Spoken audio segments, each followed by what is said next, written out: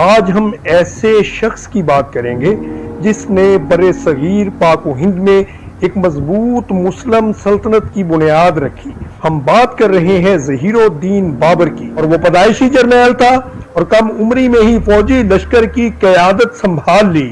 جب اس کے والد کا انتقال ہو چکا تھا تو وہ ایک جرنیل کے روپ میں اپنی مکمل فوج کی بھاگ دوڑ کو سنبھالنے لگے۔ ظہیر الدین بابر کی زندگی کے دو حصے ہیں۔ پہلے حصے میں اپنی بادشاہت اور اقتدار کے لیے انہوں نے جنگ لڑی، اور دوسرا حصہ ہندوستان میں اپنی حکومت کا قیام ہے جو ایک کامیاب سلطنت کی بنیاد بنا۔ اس کے دو سیاسی حریف تھے، شاہ ایران اور دوسرا شیوانی خان۔ بابر کی ان سے بہت سی جنگیں ہوئیں لیکن کوئی چیز نہ ملی۔ پھر وہ کابل اور قندھار پر قبضہ کر کے ہندوستان میں داخل ہوا اور ابراہیم لودھی کو شکست دی اور ایک خونریز جنگ لڑی۔ سلطنت کے قیام کی وجہ بھی یہی جنگ بنی۔ 1526 عیسوی میں پانی پت کے مقام پر یہ جنگ لڑی گئی تھی۔ ابراہیم لودھی کے پاس 1,00,000 کا لشکر تھا جس میں 1,000 ہاتھی بھی شامل تھے، جبکہ بابر کے پاس صرف 25,000 کا لشکر تھا۔ یہ تعداد دشمن کے مقابلے میں بہت کم تھی۔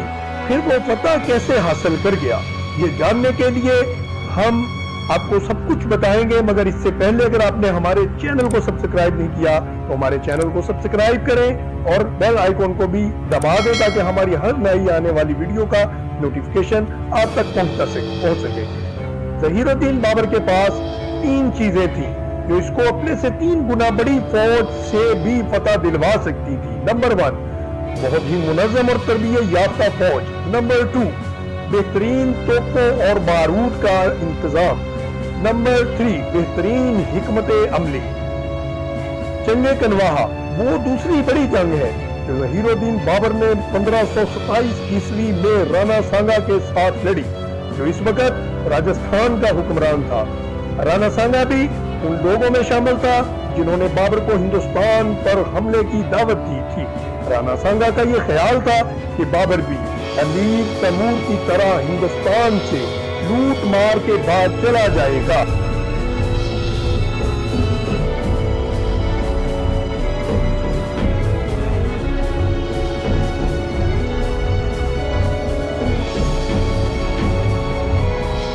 اور وہ برِ صغیر میں راجپوت ریاست قائم کرنے میں کامیاب ہو جائے گا۔ لیکن رانا کو جب بابر کے ہندوستان میں مستقل قیام کا پتہ چلا تو اس نے بابر سے جنگ کا ارادہ کر لیا۔ یہ دونوں فوجوں کا آمنا سامنا آگرہ میں کنواہا کے مقام پر ہوا۔ رانا سانگا کا لشکر بھی 1,00,000 سپاہیوں پر مشتمل تھا۔ بابر کی فوج اس لشکر کو دیکھ کر گھبرا گئی، لیکن اس موقع پر بابر نے ایک پرجوش تقریر کی۔ اس تقریر میں سپاہیوں نے جوش اور ولولہ پیدا کر دیا۔ جنگ شروع ہوئی تو راجپوت تابڑ توڑ حملے کرنے لگے اور وہ دشمن کی صفوں میں گھس کر حملے کر رہے تھے، کیونکہ راجپوتوں کا خیال تھا کوئی بھی ان کو شکست نہیں دے سکا۔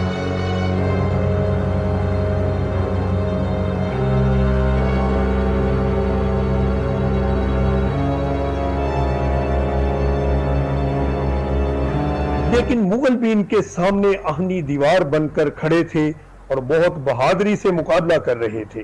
10 گھنٹے سے مسلسل جاری جنگ راجپوت پیچھے ہٹنے کی بجائے موت کو ترجیح دے رہے تھے۔ اب بابر کی توپیں کام آئیں جو ہاتھیوں کو خشک پتوں کی طرح اڑا رہی تھیں۔ جب غروب آفتاب کا وقت ہوا تو راجپوت شکست کھا چکے تھے اور رانا سانگا بھی زخمی ہوا اور بعد ازاں کچھ ہی دیر میں مر گیا۔ بابری سلطنت پورے ہندوستان میں پھیل گئی، کیونکہ کوئی بھی ریاست یا بڑی طاقت اس کے بعد بابر کا مقابلہ نہیں کر سکی، جو اس نے ہندوستان میں ایک مضبوط سلطنت کی بنیاد رکھی۔ پھر 1530 میں بابر نے ہمایوں کو سمبھت کے حالات ٹھیک کرنے کے لیے بھیجا تو وہ وہاں پر سخت بیمار ہو گیا۔ بابر اس کو اپنے پاس آگرہ میں لے آیا۔ بہت علاج کے باوجود جب کوئی افاقہ نہ ہوا تو بابر بہت پریشان رہنے لگا۔ جب ہمایوں کے بچنے کی کوئی امید نظر نہ آئی تو وہ دعا میں یوں کہنے لگا کہ میں ہمایوں کے لیے اپنی جان تک کی قربانی پیش کر سکتا ہوں، کیونکہ میرے پاس سب سے قیمتی چیز میری جان ہی ہے۔ لیکن ہمایوں مجھے اپنی جان سے بھی زیادہ عزیز ہے۔